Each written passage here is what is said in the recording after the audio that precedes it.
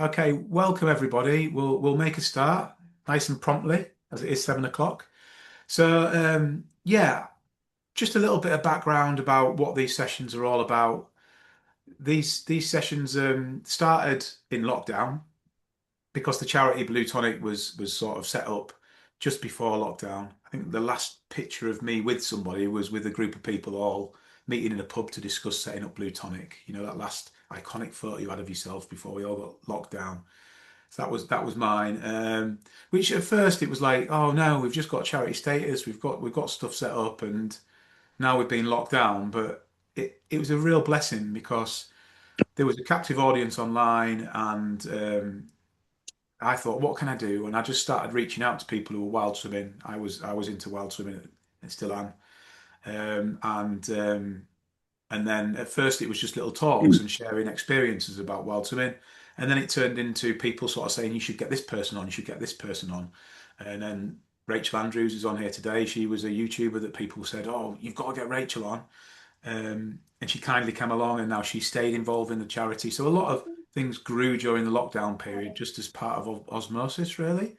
Um, and um, and yeah, the charity in general, what we do is I mean, the charity was born out of my own struggles with mental health and well-being. Um, they're quite well documented. If you go on any of our stuff, there's podcasts, there's little video interviews about me and my struggles with my mental health and why the charity was set up. But in a nutshell, um, my trauma that I struggled with came through bereavement when I was in my teens, losing my dad, and I didn't really deal with it. What I did instead was I went out drinking quite a lot, really, through my teenage years, and probably looked to most people like I was having an incredible time. But the reality was that a bit like an apple that's rotten in the middle, I probably looked all rosy on the outside, but if you'd have bitten me in half, I was pretty rotten. Um, but I was by the seaside. I'm from Whitby in North Yorkshire. I was spending time in Scarborough. I was by the sea, and I think the sea looked after me a little bit. I met my wife while I was in Scarborough, and we ended up moving to the East Midlands. I went through a period of being, happy and all that kind of stuff, but there was always something niggling. And then suddenly in my 30s, I just sort of was like, why aren't I really happy? I'm married, I've got a beautiful wife, I've got a couple of kids, but there's something still not quite right. And that led to me going on a bit of a journey to understand more about the trauma that I'd suffered, the fact that I hadn't processed it, and all those kind of things. And as part of that journey, I got back into the water. It wasn't the only thing that fixed me. There's bits of counselling and all sorts of stuff like that. But I'm still not fully fixed. It's still a work in progress. I think we always are. But coming back to the water was a massive part of things. And as part of that, I wanted to understand why, when I'd gone for a wild swim one day, I had this feeling that I was back at the seaside and why that made me feel good. And I found a book called The Blue Mind. And I read that book and I thought, came up with the idea of setting up a charity and rang friends, sort of cast the net far and wide and just grabbed anybody that would show a little bit of interest and we formed a charity off the back of that. Since then, people have joined in with the charity because they really like the message, like what we're doing. And what the Blue Mind's all about is that when you go to water, it's the suggestion that it's the fastest way to relax our brains.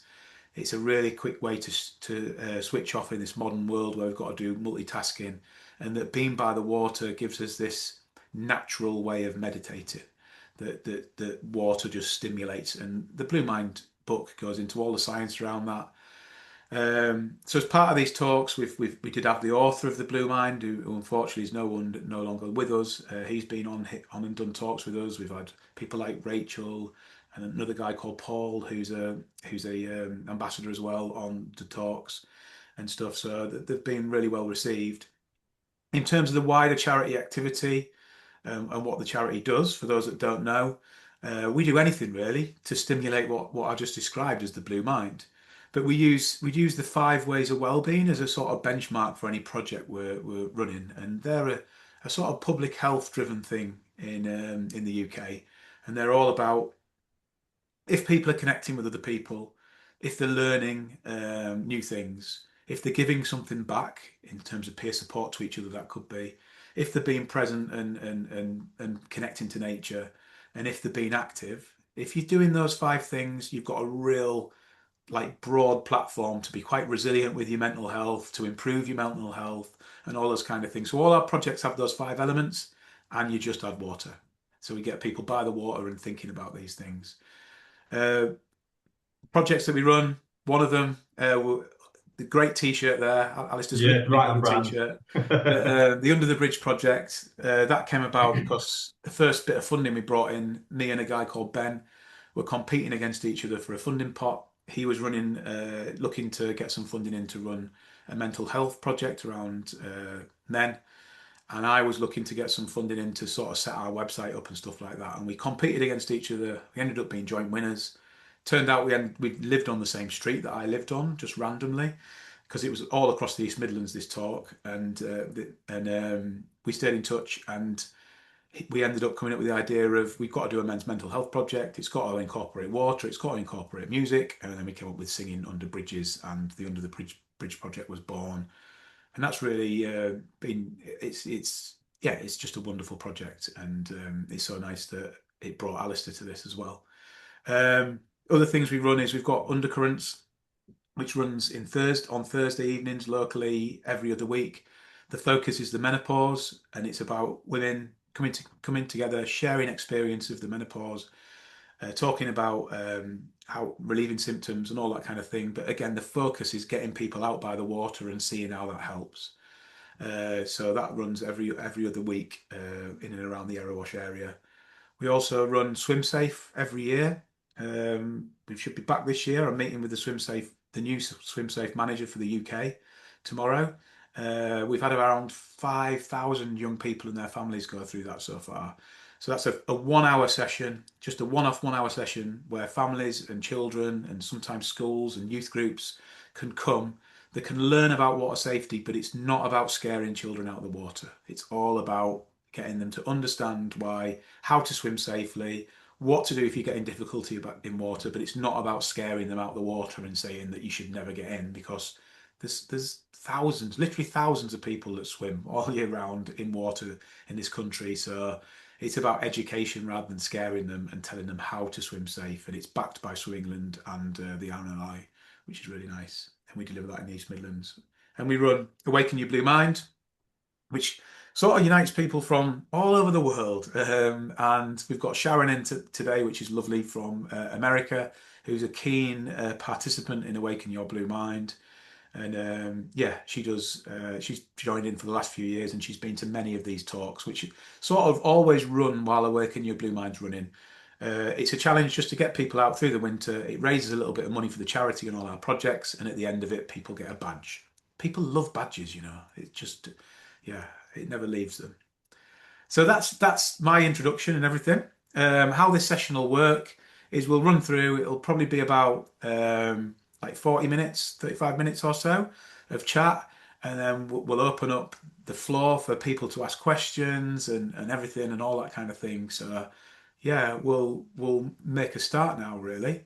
Um, so with anybody that comes on this chat, we always just sort of run through chronologically their lives a little bit, and where they've made, where their relationship to water. So we normally start with what were your early memories, where were you born, where were you brought up, and you know when did you first start swimming and things like that.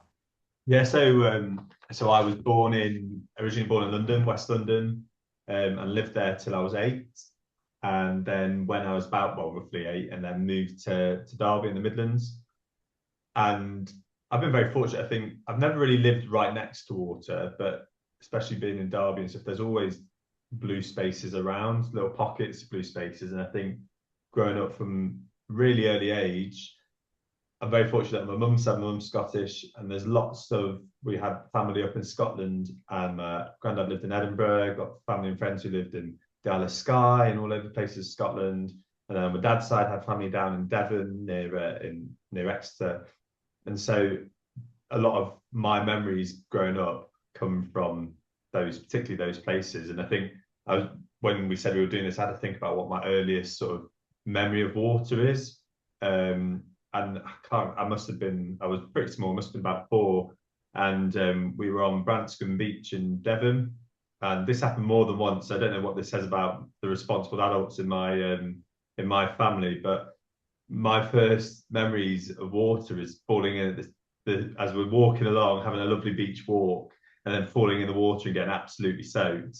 While an adult probably should have been watching, but wasn't watching enough.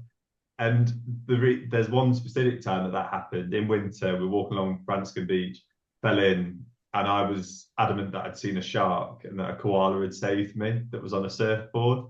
And I remember bearing in mind my mum and dad probably just saw me get a little bit of a wave over my head, and that was probably about it.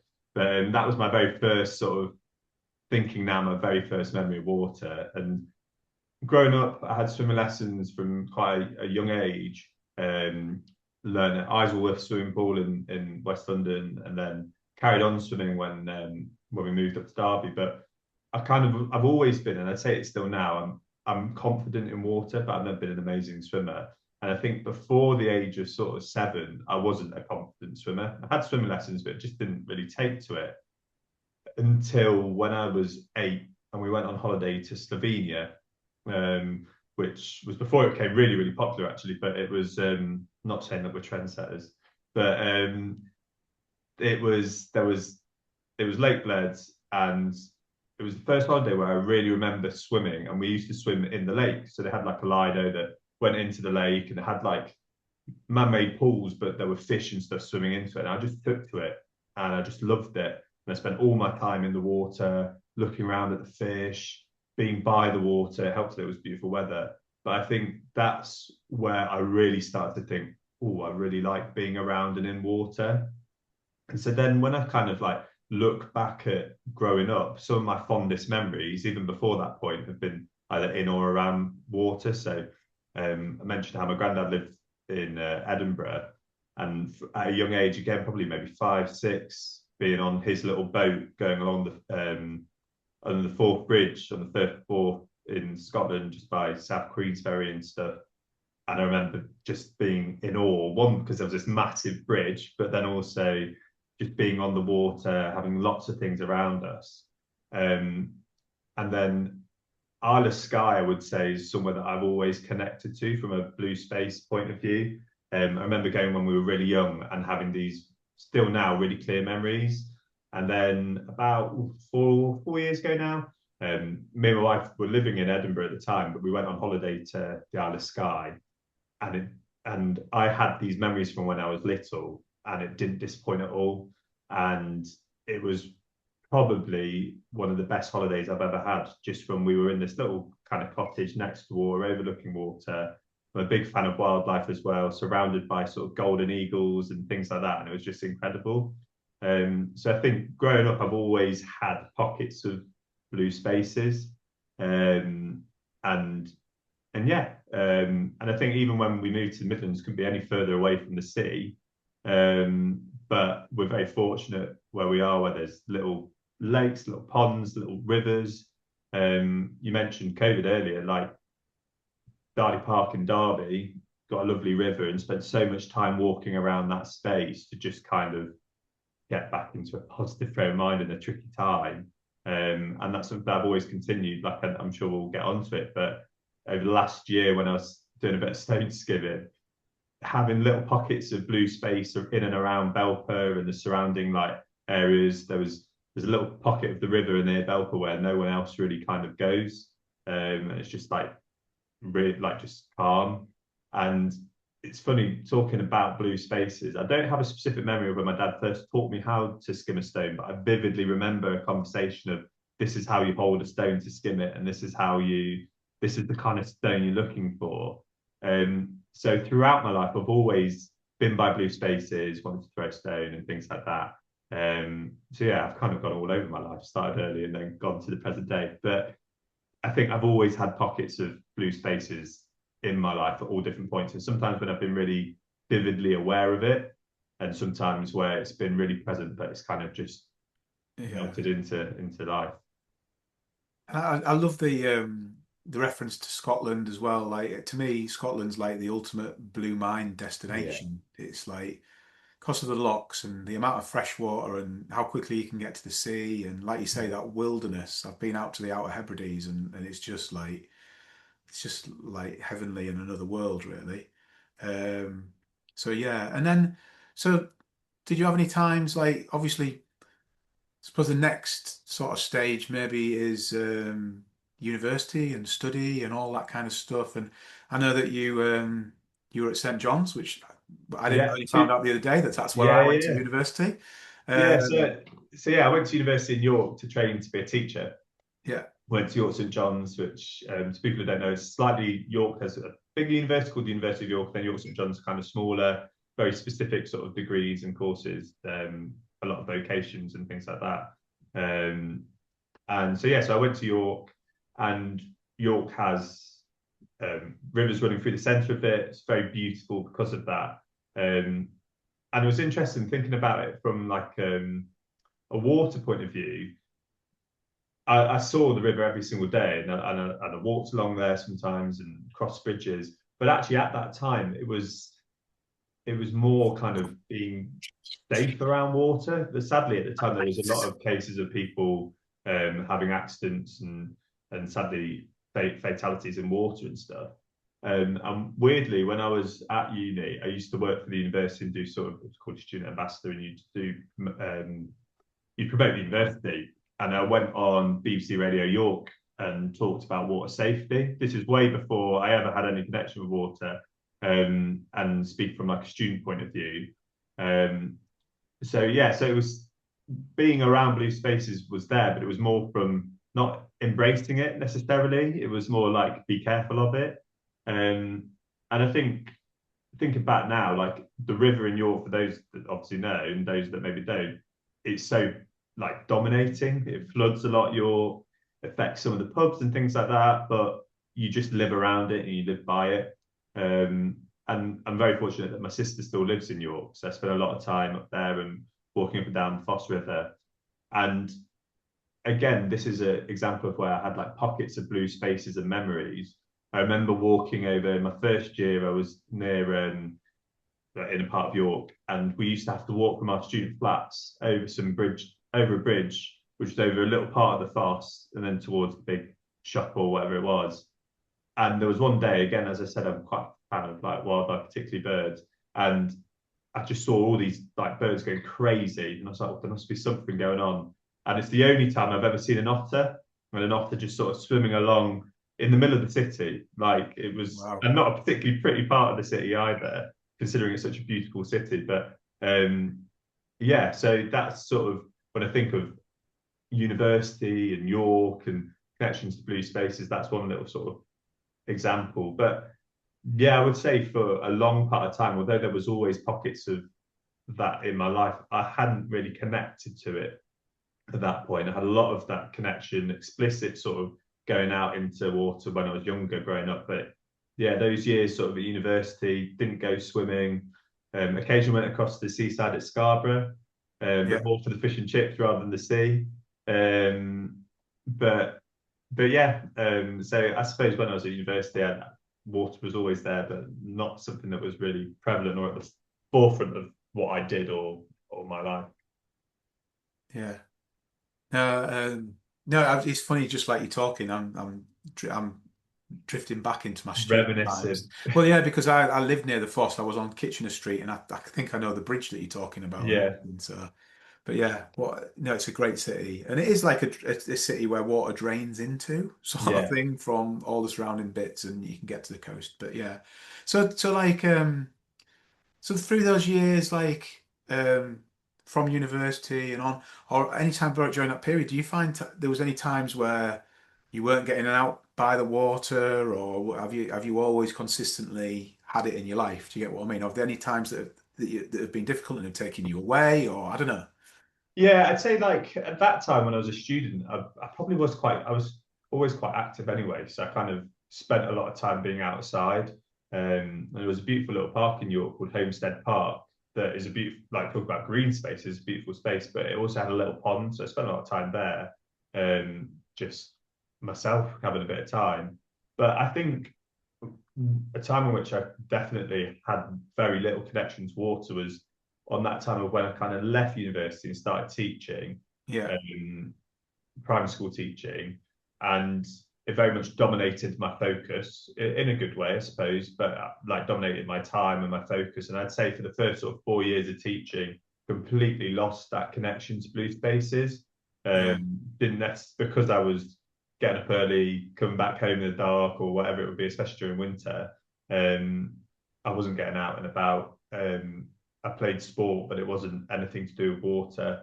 And interestingly, it's around that time when I started to get a little bit more stressed and things. But I only think about that retrospectively. At the time, I Yeah. just had no connection to water really, other than the odd little walk around the park. And very fortunate, the park near my mum and dad's has a lovely little lake and stuff like that. So again, always had those little pockets of blue spaces, but definitely that time, that sort of 5 year period of finishing university, moving back to the Midlands to Derby, had very little connection to blue space, and very little drive to go into that as well, or seeing the importance in it.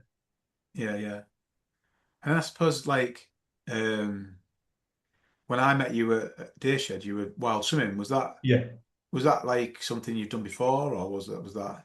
yeah. Funny you talked earlier about the lochs in Scotland. So we lived in Scotland for just under 2 years. It was always something that I really wanted to do, having had that family connection to Scotland, had a lot of time growing up in Scotland, very proud of that Scottish heritage that we have. And so I'd always wanted to do it. So we lived in Leith in Edinburgh. And during that time, we made the most of going out to lochs. And I'm sure my mum's judging my pronunciation of lochs right now. But yeah, we spent a lot of time. And you're so close to the coast, and there were some lovely places like Portobello, where we swam quite a lot. But then we also spent so much time, some of the best times, in like lochs just nearby. And obviously there's the famous ones like Lomond and places like that, which we did end up going to. But we did quite a lot of swimming in sort of wild spaces, specifically mainly lochs, but a lot of times. So I think when we moved back to the Derbyshire area, and we didn't have that we could do. Like there wasn't that, but we made I think we kind of made a conscious effort that we do this. It's something that we both enjoyed. We both really felt the benefit of it. Because especially in Scotland, you're like beautiful water surrounded by amazing mountains, landscapes. And it was a really popular thing to do. I know wild swimming's like really risen in popularity, but it was nice to see those spaces being used. So then when we came back to Midlands, there wasn't as many opportunities. No. And yeah, there's a few spaces. I know you've spoken about it before, but like Spring Lakes and places like that are geared up for it and really fantastic spaces, but there isn't that much. So when we went to Deershed Festival, which is a festival in Yorkshire, and then we just saw we went there because it was a bit of a sort of it's a really relaxed kind of family feel kind of festival. So we went and we just saw it and we're like, oh my god, we loved it when we were in Scotland. So let's book onto it. And the friends we were with also enjoyed it. So I would still say we're novices, but like we really enjoyed it and we saw the benefit in it. And then that was where we had our sort of fortunate meeting, I suppose. That was where this connection started. Yeah. So yeah. I was working at Deershed, running the wild swimming there, and yeah, Alistair came along as a punter, as it were, and Yeah, yeah. yeah, I just did a talk similar to the start of this session, I guess, a little bit.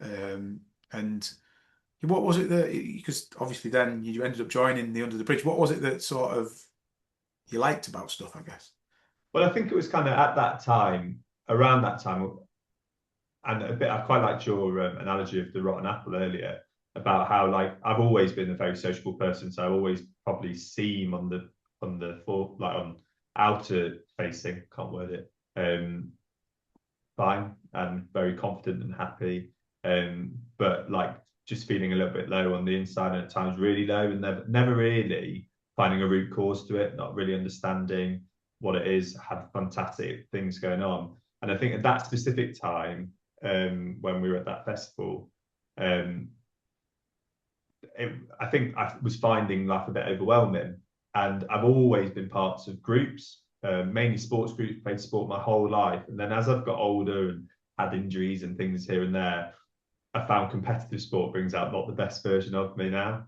Whether it's because I'm getting frustrated that my ability is not as good as it could used to be or as I hope, but it was a space that I used to use to have as that outlet, that positive impact on your mental well-being. But I was finding it was having a negative impact on me. And so at that time, when you were explaining what you did, and I think I remember asking, say, oh, what sort of projects are you doing then? And you talked about, oh, we've got this men's group and we sing on the bridges. I was like, oh, that's amazing. Whereabouts is that? And then you went Long Eaton area. I was like, oh, I'm only in Belper. And funny enough, like music has always been growing up a really big thing in my family, but generally doing as well. Like at school, I was thinking about this earlier. I genuinely at one point wanted to have a career in musical theatre. Whether anyone took it seriously, including myself, but like I was always performing, singing. A lot of people from school would remember me from that rather than any sporting sort of things or anything else. Um, and then I've kind of blocked that out. I hadn't done it since I was probably 19, 20, and hadn't done it for years. So then when you started talking about the Under the Bridge project, and it was like I'd just gone wild swimming or just about to go wild swimming that I really enjoyed and had enjoyed recently and seen the benefit of it. You were talking about groups, and I was like, well, I'm not enjoying being part of sports groups anymore because it's just not bringing out the best version of me. And then I was like, well, maybe I should give music a go again. And I think it was just the way in which it was that I think I lost lots of confidence performing, and I've always been quite a confident speaker, and I lost a lot of that confidence. So the thought of joining a group and then being judged on your sort of ability um, up until that point was something I found very nerve-wracking.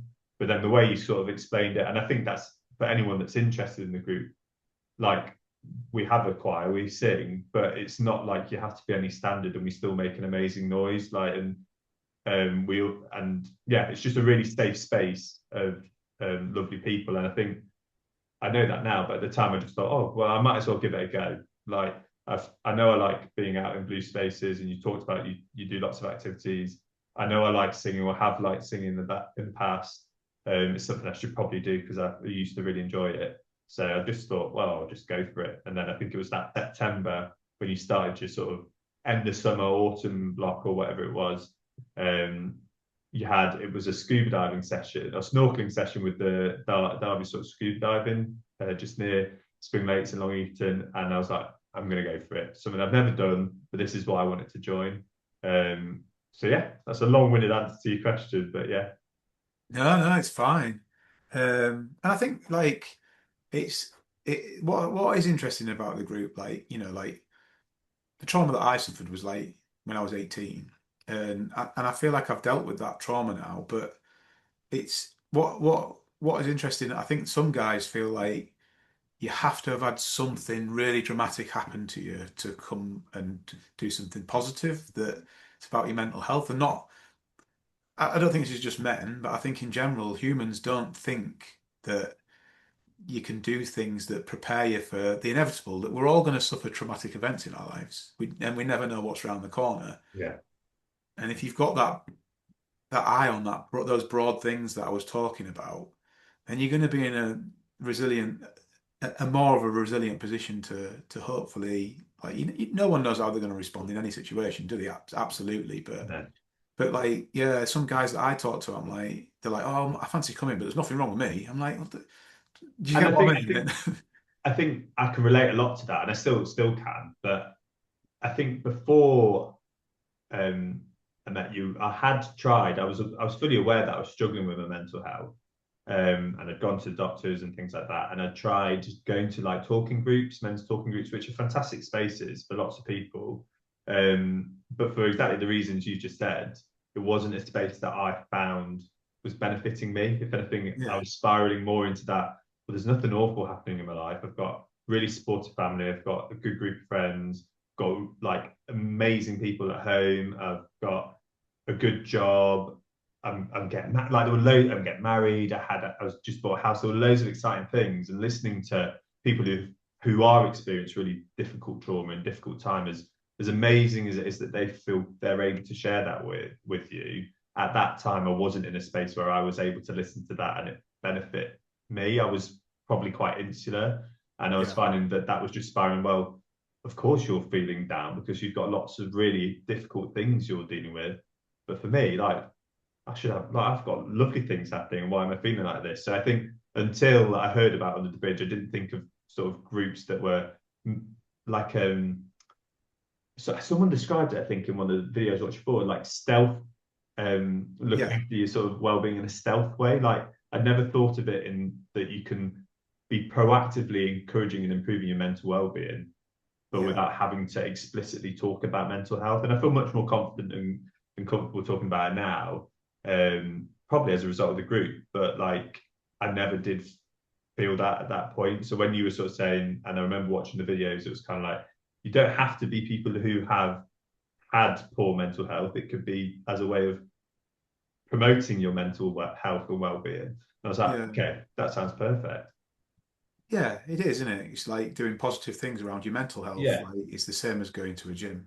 Do you know, if Mm. you're going out and learning new things and creating those new neural pathways in your mind, it's like, Yeah. to me it just makes sense and stuff. So okay, so yeah, and then from the under the bridge stuff, like what one of the yeah, most everyone in the choir, I'm not smoking, I'm not blowing smoke up your bum here, but loves the stone skimming stuff, and Yeah.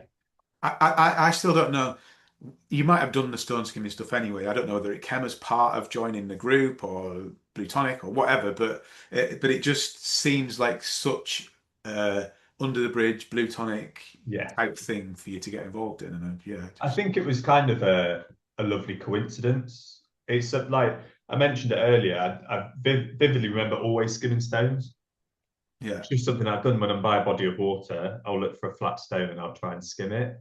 And I think of lots of times, like spending a lot of time in Scotland doing that. I remember my first sort of holiday completely on my own when I was about, I must have been 21. I went to New Zealand. I was traveling on my own and I spent, some people might sound sad, but I spent a lot of time like by a lake just skimming a stone. yeah. And I think also that I remember meeting people and straight away being, oh, let's skim some stones. So I've Yeah, always kind of, I've not been an ambassador of stone skimming, but I kind of have been in like kind of just doing it. And everywhere you go, there's people doing it. And yeah, so when I was teaching about 6 years ago, I used to watch Newsround with the children at school, like when they're having a break or whatever. And I remember them covering um, the World Stone Skimming Championships about 6 years ago. And I remember watching it and thinking, "Oh my goodness, that sounds amazing!" Like, and it looked fantastic. And for those that don't know what the World Stone Skimming Championships is, it's it's very much like it is a competition, but it's a very inclusive competition. So I went along to it this year, and there's about roughly 400 people, maybe a little bit more, of children competing, women, men, all ages. It's kind of taken seriously, but in a very sort of jokey way. Like there's the best sort of older person who throws a stone the furthest is called like an old tosser. And you've got the toss off at the end when whoever's like instead of like a sudden death, you've got things like that. And it's just a really amazing atmosphere.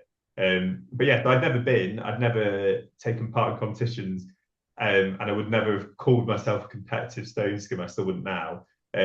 But yeah, I heard about it, and I think it probably naturally just was a coincidence that it happened at the same time of joining Under the Bridge. But I think in many ways, also this year has been a really busy year where I changed careers, and that's another reason for why I did it this year. It's the first time where I've not been busy in September. I've not been teaching, not been working, and that's when the competition is. So I thought, right, I'm going to do it. Just going to do it. Um, and because I am, I talked earlier about being competitive, but I think this was a nice competitive way because I touched on it earlier as well about how I did practice. And I do apologise to the people of Belfast sticking a bit of nicking a bit of slate off the other person's drive just so that I had a flat stone that I could skim. Watch and see if people had ring doorbells so I could take the flattest stone off their drive. And just picking up flat stones all over the place. And I'd spend maybe 10, 15 minutes a week either on my way back home from work, it was a reservoir called Butley Reservoir, or down by the river where I just sort of skim stones as a way of one, wanting to see how good I could get, but two, actually realizing that this was really benefiting me in having that 20 minutes of just being by water. Except for the times when I thought, oh, there's a lake near in the park near my mum and dad's, I'll go and skim a stone there. So I brought a few stones, purposely stood out of the way of anyone. And I noticed there was a fisherman just to the right of me who I was in the opposite direction, and I'd thrown maybe 5 really good ones. And I saw that he was kind of watching. And then I threw one really bad one and just went, boom. And that's when he was like, "Oi, over the fish." And so I was like, oh, I'll stick to my little bit of the river where no one else is around and it's very sort of just me. Um, but yeah, so then I sort of told you guys that under the bridge, oh yeah, I've signed up for the Stone Skimming Championships, and I remember we were in a place called Beeston in Nottingham by the river there where we were singing, and we were all sort of throwing stones, and it kind of people were generally interested, partly because it was very much what we are into as a group, and the Bluetonic as a charity as well. But people were just generally interested, like, oh my god, that's a thing. So yeah, so I took part in September.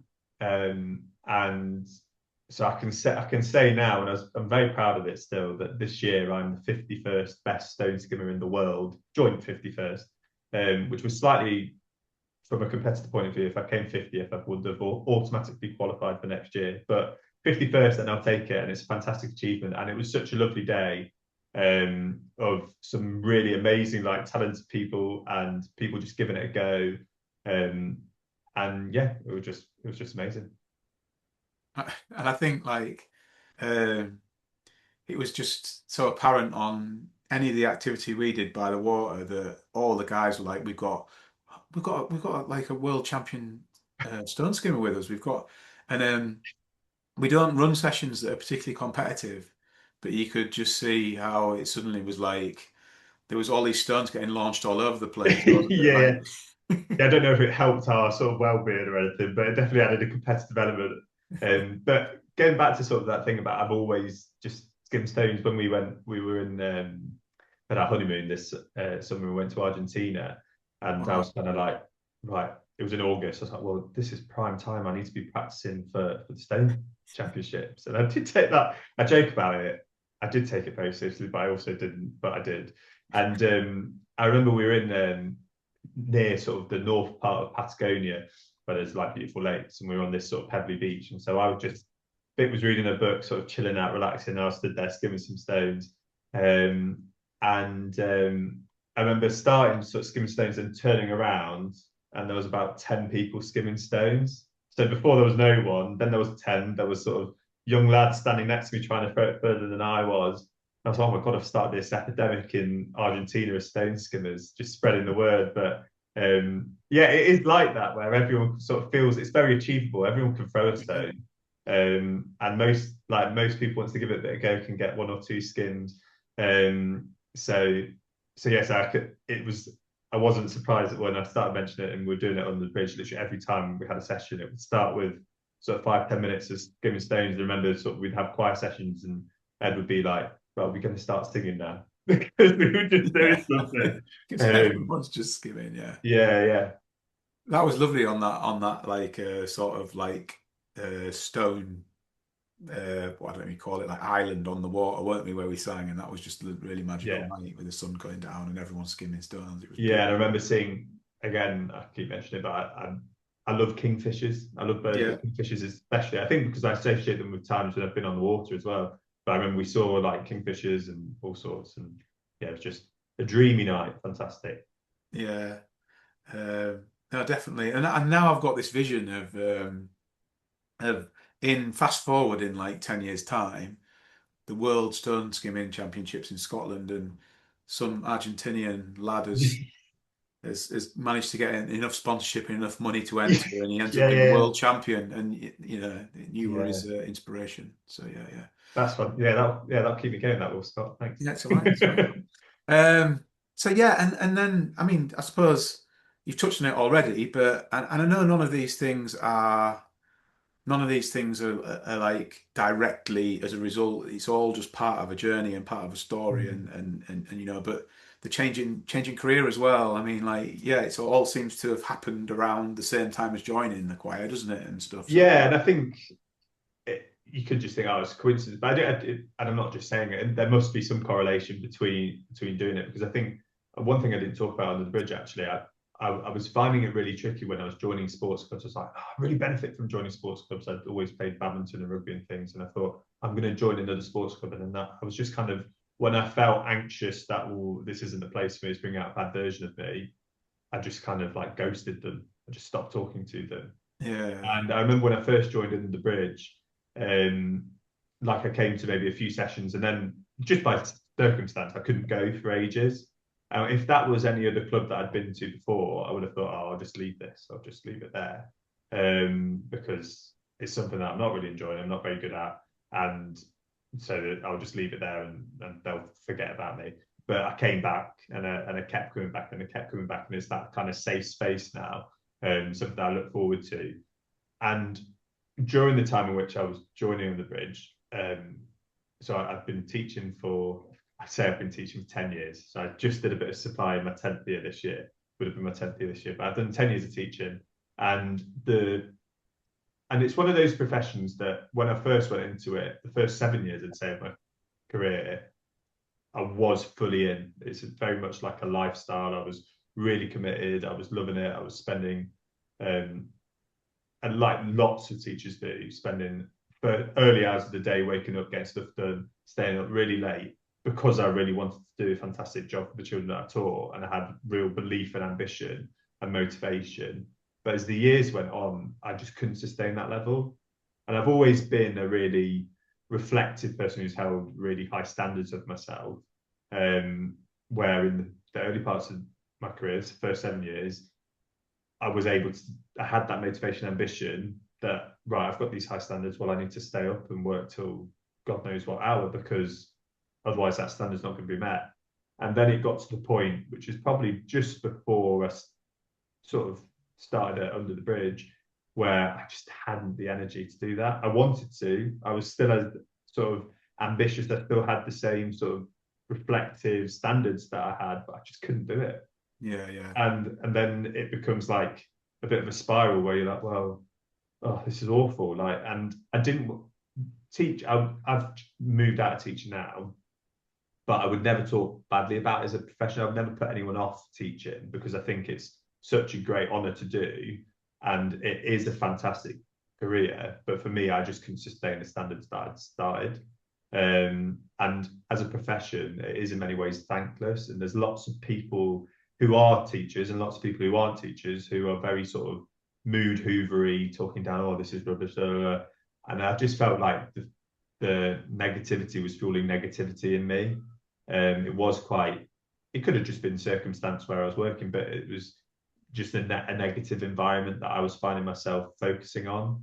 mm, Um, so I think then with joining under the bridge and having that sort of positivity, and generally in my life trying to see the positives and things, and like I said earlier, like I got married, and I think I was maybe a little bit overwhelmed and stressed before that, and then I'd moved house, and there was lots of other things, and now those things have kind of fallen into place, and I've kind of, they're not stresses or anxieties or worries.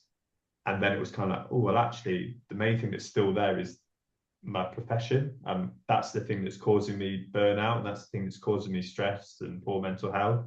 And I've always been of the person of a mantra: if you're unhappy or if you want to better yourself, then do it. Like, don't just sit there and moan about it. Do it. And I think because I was in a better state, like I said earlier, I've got really supportive, amazing people around me, that I felt, right, okay, now's the time to actually do something about it. Um, and I remember several times in the past year of teaching where I'll hold my hands up. I'd kind of given up. I'd kind of lost that motivation. Um, I'd I still was doing the bare minimum, but for me, like, that was making me feel even worse, because it's like, well, I've mm, never been given the bare minimum. That's not what I do. But I used to really prioritize coming to a Tuesday night to sit, especially the choir yeah, sessions yeah, for me. Used to prioritize going to them, and I remember that first when I first joined from September, I think I went to every single session.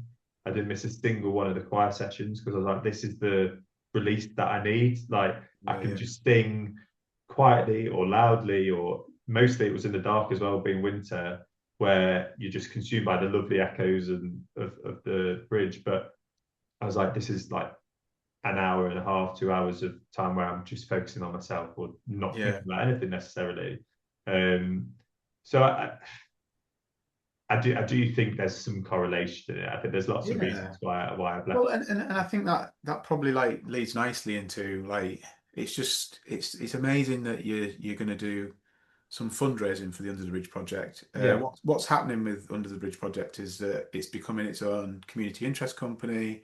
It seems to have got its own legs. The guys that come along are interested in being part of developing, you know, and all that kind of stuff. So it is going to become its own community interest company and all that kind of thing. But it's just so nice that like you wanted to do something to raise some funds for that. So in a minute we'll just talk a little bit about that. But I just wanted to say to people before we do, we will open up to questions from you guys or comments or whatever. You can be popping things into the chat now if you want to, and I can look through the chat. But equally, everyone's in different situations now. You know, it used to be when we came on these calls, everyone had the camera on. At the moment, everyone's got the camera off, which is fine. I don't know what you're all up to while you're watching us. But if you're in a position where you can put your camera on and you want to interact, we'll have a look at that in a minute if people can. But yeah, please think of some questions. But yeah, I don't know if you want to tell people a little bit about the challenge that you're doing yeah, yeah. and stuff like that in terms of raising funds. And I know Nell's here as well. I don't. Be great to hear some of the stuff that you're doing, Nell, as well, because we do want to promote anyone that's raising money and stuff like that. But yeah, Alistair, what are you going to be doing and stuff? Yeah, so in September this year, I'm going to be taking part in the Loch Ness Marathon. Um, and so running's been another thing that I've taken to sort of as a way of just promoting my physical well-being, but also help with my mental well-being. And Vic, my wife, this year's doing the London Marathon, and that really inspired me to think, well, maybe I should give this marathon thing a go. And not to steal her thunder, but I thought, well, I'll try and give that a go as well. And so last year you did a really long walk as under the bridge where you fundraised for money, and I couldn't do it that day because I was actually doing another charity walk, which was something called Lead and Boot, which is in the Peaks, and it's a fantastic event. But where I was hiking it was a marathon hike on the same day that Scott, you nearly died hiking 30 miles. Yeah, I Um, did.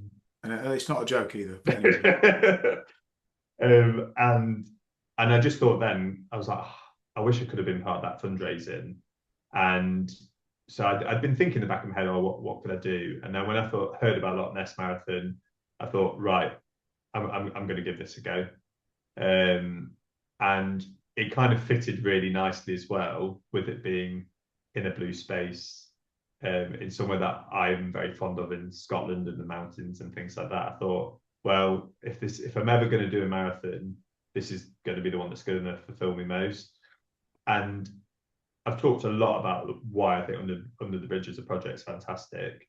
And I just kind of was like, well, I want to raise what I want first. I want this to continue. I want Under the Bridge to be something that we can secure for the future. But I know I think I've spoken to you and Ben about it as well. Like, I'd love there to be more Under the Bridges, more things around. And I think just creating that sort of speaking about it makes people maybe look for more of under the bridges in other areas of the country or near them, or like I know we're specifically men, but like there's like the blue tits and groups like that do lots of amazing things and offer similar things to women. And I just thought, well, it's brought a lot of joy to me in the past sort of year and a half that I've been part of it. And for all the reasons that I've said, and I'd love it if just by me fundraising a bit of money means that those that go already can continue, and then maybe we get a few more members along the way. And it'd be lovely to have, like, it's such a fantastic project. It'd be lovely to have more and more people having the same experiences and having a chance to do that. So that was really the motivation. I was kind of like, I wanted a challenge for myself, and then I also sometimes when you put like a charity or an emotional thing into it as well, then it gives you that even more motivation, knowing that you're definitely going to do it and you're going to try your best. So yeah, I'm kind of waiting for some of the sort of focus around the London Marathon, things like that, to sort of go away a little bit, because that's obviously around April time, and then I'll really be hammering the fundraising for Loch Ness. No, wicked. So, did I hear a new phrase about negative hoovers? Was from Sharon. Yeah, I think you're referring to mood hoos. I think it came from something. Um, it was a guy. Oh, I can't remember his name. I think it's Andy Cope. When we were at school, we had this group of the Art of Brilliance come in, and they talked a lot about positive mindset, and they used that phrase "mood hoovers," like Mood people who hoover, just yeah. talk Oh, that's negativity all the perfect. time, and Brilliant. like people who are there just. And everyone would have worked with someone or have someone in the family who's like it, who just sort of they walk in the room and instantly sap the energy out of the room. And so I think that's what that was referring to. Oh, it's brilliant. I hadn't heard that before. I love it. It's a very British. It's a very British kind. It feels like a British kind of phrase, doesn't it? Yeah, yeah, It does. It does. Yeah. Mood vacuum. I guess I don't know, but yeah, yeah, Yeah. I like the hoovering. Yeah. yeah. Uh, well, No, what a wonderful, diverse background you have, and I appreciate the thoughts you have on theater and how it, you know, helped to bring you to the Under the Bridge project. That was very nice. Very nice. I do a bit of theater when I can, and yeah, it's always a joy. It's a yeah, challenge, but it's a good yeah.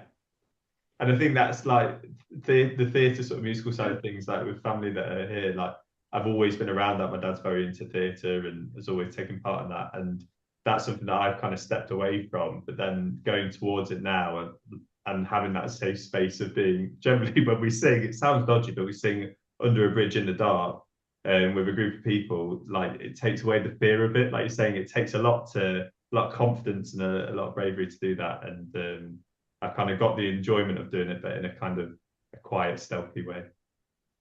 Yeah, well done. I know it's uh, is it Kate? You grew up by the water, coming from the Navy. I was always on boats and sailing and rowing and kayaking. A bit like me, you now live in the East Midlands, about as far away from the sea as you can get. But any connection to water calms me like a magnetic energy. So yeah, Um, that's a and I lovely think that's statement. Katie, who I've worked with, a good friend, and she's amazing at going out early and doing walks around her area. So she definitely does connect with those blue spaces. Yeah, yeah, yeah. So has anybody else got any questions? Or want to? You don't have to be a question. You can just unmute, and if people want to. Yeah, there's a possibility of coming over for a visit, Oh and I'm wow! not sure yet. It may be in April, so uh, it may be the friends are in Dumfries, so it might entail going to over to Whitby and seeing the area where they used to live, and looking forward to it. So if there's any opportunities, activities, or meetup, why I'll be looking for announcements and such. As I'm not sure yet on plans, but I'm fingers crossed for a trip in the spring. Well, do you know I'm from Whitby originally? Then you knew that, Sharon? Really? That's Oh where well, yeah. So that's where I was born and well, brought up, and that's like my journey is not being in Whitby is part of like the thing that I struggled with a little bit, like being away from the coast. yeah. Um, so yeah, if you're going up to Whitby, I'll try and see if I can make a trip back up home and just it'd be great to see you, even if it's just for an hour or so while you're up there or whatever, and meet you in real life because you've been to yeah, I mean you've been to a lot of these talks, haven't you? Yes, but I think maybe I've missed one or something like that. And the Magpie Restaurant. Yeah, Uh, beautiful place to eat fish and chips. Yeah. oh, I can't wait. And I've heard he's a Pybus, Pybas.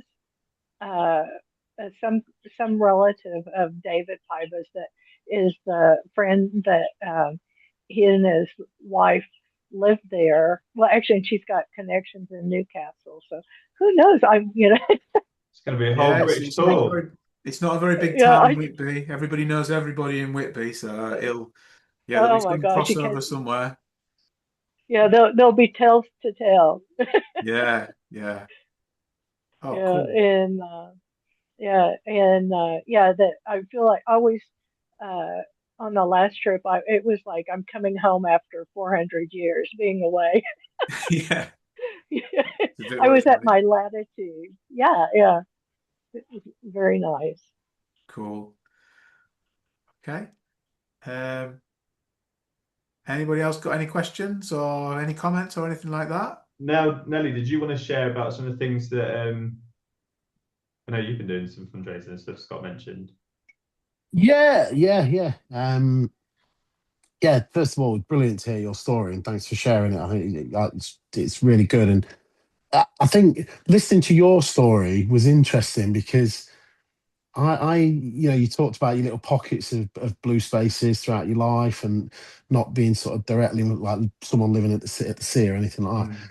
I kind of echo that, but I didn't really realize how attracted to water I was until I started getting involved in this and listening to people Mm. like you and the story, and actually then retrospectively looking back and going, well, yeah, like I moved down to Cornwall and lived there for 2 years, and I just used to randomly just go on a drive on my own because when I first moved down there, I didn't know anyone, and I'd just go and walk along the beach. And um, when I moved to Shropshire, I'd just go for walks along the river, and I wasn't seeking out, or I wasn't knowingly seeking out the water. But then you Mm. sort of looking back, you're like, well, yeah, actually, and then you start sort of linking it together, and it's only since being involved with Scott and Bluetonic and Under the Bridge that it's sort of I've realised how much I enjoy water. Yeah.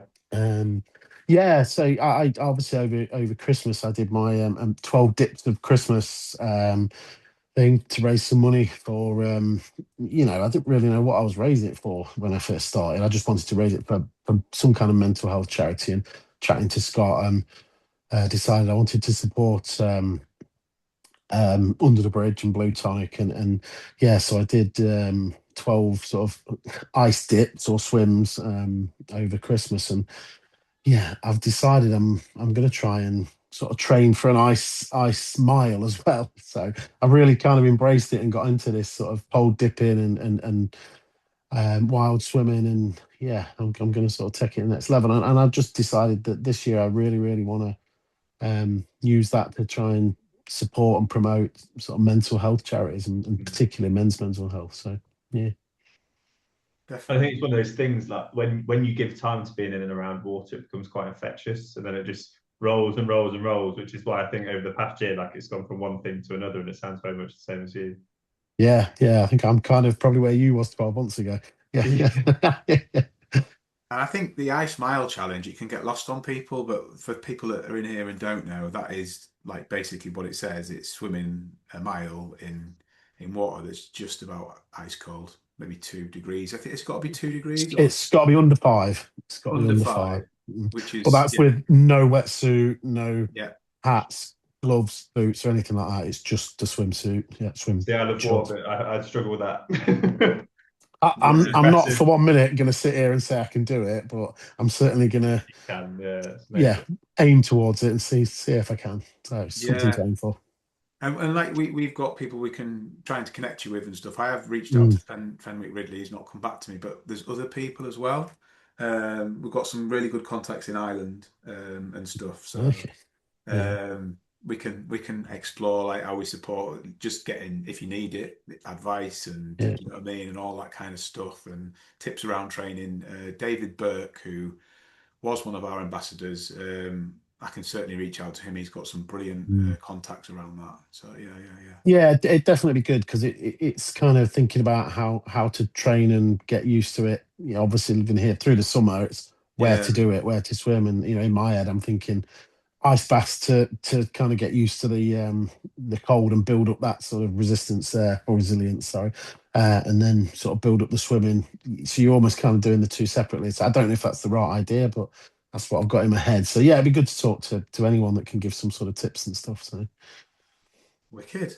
But mm. yeah, and with these kind of chats, Nell, I don't want to put you on the spot now, and don't worry. But if you ever wanted to do something like this, well, I'm more than happy to, put another Yeah, one on yeah, just to sort of at the right time whenever it fits. yeah, yeah, If you've got yeah. something booked in and you want to promote it, and obviously if it's around us, it's great for us Yeah, as well, isn't it? yeah, But definitely. it's just really lovely to capture these stories. And like I say, this will go onto YouTube. It'll be there, and you don't know who's going to pick something up and run with it. And people can get in Mm. touch with us and go, "Oh, I want to set my under the bridge choir up. How do I do that?" Or all sorts of things spiral out of these things, So it's really appreciated. You guys are giving up your time and stuff like that to come and watch. But also, Alistair, it's amazing that you've come and done it for us because we really appreciate it. Yeah, it's been really nice, like reminiscing, sort of looking back at all the sort of connections, both recently, but like growing up. And like Nelly was saying, then I don't think I realised how important it's played a part in my life and sort of stuff like that. So yeah, thanks for asking. Okay, so on that note, I think we've just about 8 o'clock, about spot on. Unless anyone's got any final questions or thoughts or anything, but thanks so much for joining, people who joined, and thanks to anybody, the donations that you've put in. They will go towards Bluetonic charity activity with this being a Bluetonic session and everything. So the main focus for that at the moment is just raising to do more swim safe stuff. So that'll really help children and young people engage in those sessions and stuff. So thank you so much for that. Alistair, I don't know if you want to share a link or anything. I can Yeah, I pop a can do. link in. I'll quickly see if I can do it, and I can pop it in the chat. I'll do it But at the same time as well if you want. We'll have a race. I'll try and yeah. multitask and talk at the same time. You got the link? Oh, that's impressive. Well, you sent it to me on I WhatsApp, did, so yeah. Let's see if here it you can goes. Here it goes. I'll race. copy it here, and I think Um, that'll go straight into the chat. Let's have a look. Oh, it's got your little messaging. that's fine. Um, does this look all right? I'll just delete that, and then boom. So that GoFundMe page there is for Alistair's yeah Yeah, marathon. Yeah, marathon, man. yeah, yeah. But please have a look and anything you can do to help promote this in terms of what he's doing. It's yeah, it's just like amazing that he's doing it, and it's just great that it'll benefit our project. And thanks again for everyone for coming, and have a wonderful rest of your evening, guys. Okay, Amazing. Yeah. Thank you, guys. Really appreciate it. Cheers, take guys. care. Thanks very much. Take care.